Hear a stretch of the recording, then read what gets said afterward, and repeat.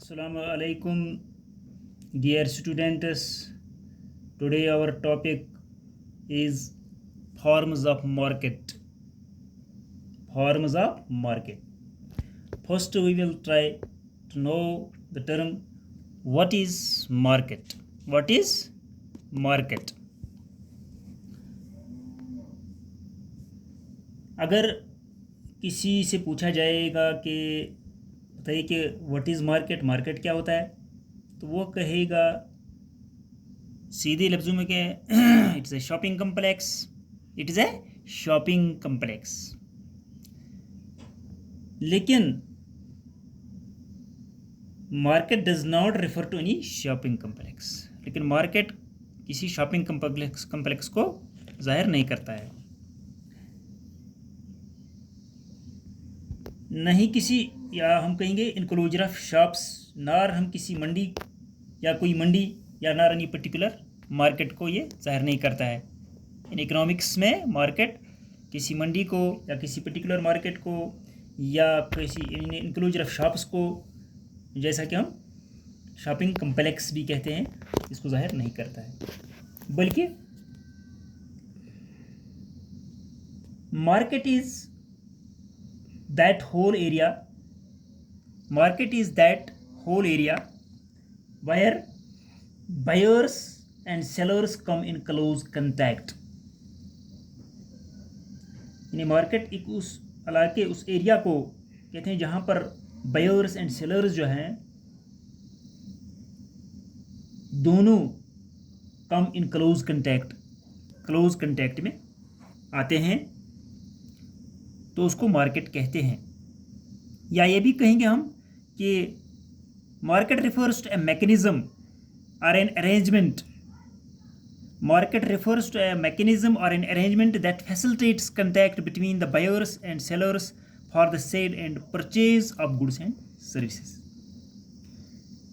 यानी ये एक अरेंजमेंट है, मैकेनिज्म है या अरेंजमेंट है। ये अरेंजमेंट जो है, this arrangement could simply be through telecommunication।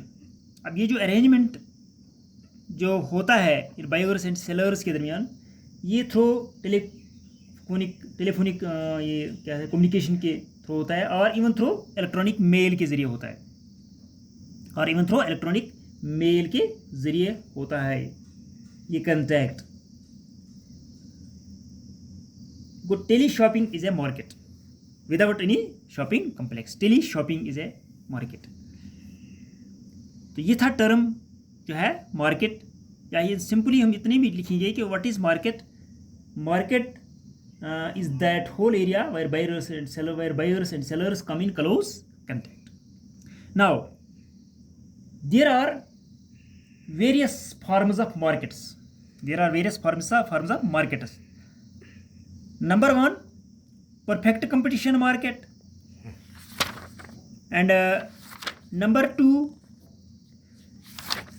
monopoly market, number three, monopolistic competition market, and number four, oligopoly market। But today we only study about perfect competition market and its features. But today we will study only about perfect competition market and its features. Now what is perfect competition market? Perfect competition market is a form of that market where there is a large number of buyers and sellers of a commodity। यानी ये जो perfect competition of market, उस market को कहते हैं जहाँ पर बहुत सारे बायर्स भी होंगे, बहुत सारे सेलर्स भी होंगे किसी भी कमोडिटी के। Homogeneous product is sold with no control over price by an individual firm. कोई भी इंडिविजुअल फर्म हो, कोई भी मुनफरिद फर्म हो, वो होमोजेनियस प्रोडक्ट इज सोल्ड। तो जितने भी इसमें फर्म हैं, हर एक जो है होमोजेनियस प्रोडक्ट जो है वो बेचते हैं, यानी एक ही किस्म की चीज़ की, एक ही किस्म की कमोडिटी की वो सेल करते हैं। तो नो कंट्रोल ओवर प्राइस, तो किसी का प्राइस पर कंट्रोल नहीं है, कोई भी फर्म प्राइस पर, कीमत पर कंट्रोल नहीं कर सकती है, क्योंकि there are large number of buyers, there are large number of sellers. So perfect competition is that form of the market where there is a large number of buyers and sellers of a commodity. The homogeneous product is sold with no control over price by an individual firm.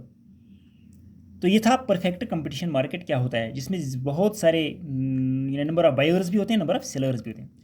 तो अब रहा features of perfect competition क्या है. Here are some main features of perfect competition. The following are the main features of perfect competition.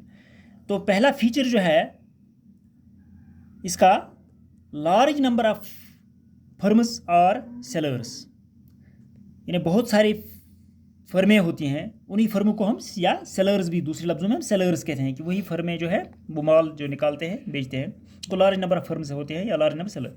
तो the number of firms selling a particular commodity. अब जो ये firms जो एक ख़ास किसी पर्टिकुलर कमोडिटी को यानी उसकी सेल करते हैं, इस सो लार्ज नंबर, वो इतनी तादाद में है दैट एनी इंक्रीज और decrease in supply bye an individual firm hardly impacts the total market supply. कि चाहे वो सप्लाई को इंक्रीज़ करें, चाहे सप्लाई को वो डिक्रीज़ करें, तो किसी भी इंडिविजुअल फर्म का कोई असर जो है, ज़ाती असर इस टोटल मार्केट सप्लाई पर नहीं पड़ता है, क्योंकि बहुत सारे बायर्स होते हैं, बहुत सारे ये जो सेलर्स होते हैं. इसलिए जब बहुत सारे सेलर्स होते हैं तो किसी एक मुनफरिद सेलर का, यानी किसी एक मुनफरिद ये जो है फर्म का उस मार्केट सप्लाई पर असर नहीं पड़ता है, नो इम्पैक्ट पड़ता है, कोई इन्फ्लुएंस नहीं पड़ता है. अकॉर्डिंगली इसी तरीके से an individual firm fails to impact price of the commodity in that market. इसी तरीके से किसी इंडिविजुअल फर्म जो है, मुनफरिद कोई फर्म जो है, उसका जो है प्राइस ऑफ द कमोडिटी पर असर नहीं पड़ता है. It can sell whatever amount it wishes to sell, यानी जितनी तादाद में ये बेचना चाहे उतनी तादाद में ये बेच सकता है. At the existing price of the commodity, at the prevailing price of the commodity, यानी ये मौजूदा जो कीमत राइज होगी मार्केट में, तो उसी के हिसाब से जितना वो चाहे बेच सकता है, तो उसमें कोई पाबंदी नहीं है. तो it is therefore said that A firm under perfect competition is a price taker. और ये भी कहा जाए कि परफेक्ट कंपटीशन के तहत, मार्केट के तहत जो ये है फर्म जो है, ये है प्राइस टेकर. एक हो गया प्राइस मेकर, एक हो गया प्राइस टेकर. तो यहाँ पर जो है परफेक्ट कंपटीशन में है जो प्राइस टेकर है, तो वो आगे हम जब मोनोपोली मार्केट में बताते हैं तो वो प्राइस मेकर है, यहाँ पर प्राइस टेकर है. यानी परफेक्ट कंपटीशन जो है, under this perfect competition firm is a price taker. तो अब ये था लार्ज नंबर ऑफ सेलर्स हम कहेंगे या फर्म्स कहेंगे. तो अब दूसरा जो फीचर इसका है वो है लार्ज नंबर ऑफ बायर्स. ख़रीदार भी जो हैं बहुत सारे इसमें होते हैं. Not only is the number of sellers very large, इतना ही नहीं कि बस हम ये कहेंगे कि बस सेलर्स ही इसमें ज़्यादा होते हैं, नहीं, also the number of buyers is very large. इसमें बायर्स जो हैं, ख़रीदार जो हैं, वो भी बहुत सारे, उनकी तादाद होती है. अकॉर्डिंगली, तो इसी तरीके से like an individual firm, an individual buyer is also not able to influence price of the commodity. इसी तरीके से ये जो इंडिविजुअल फर्म होती है, तो इंडिविजुअल बायर भी, जबकि इंडिविजुअल फर्म का कोई असर नहीं पड़ता है, इसी तरह से इंडिविजुअल बायर का भी, यानी इंडिविजुअल सेलर कहें या इंडिविजुअल फर्म कहें, उसका जब असर नहीं पड़ता है, तो इसी तरीके से इंडिविजुअल बायर जो है उसका भी कोई सी इस कीमत पर जो है, कमोडिटी की कीमत पर कोई इन्फ्लुएंस, कोई असर नहीं पड़ता है.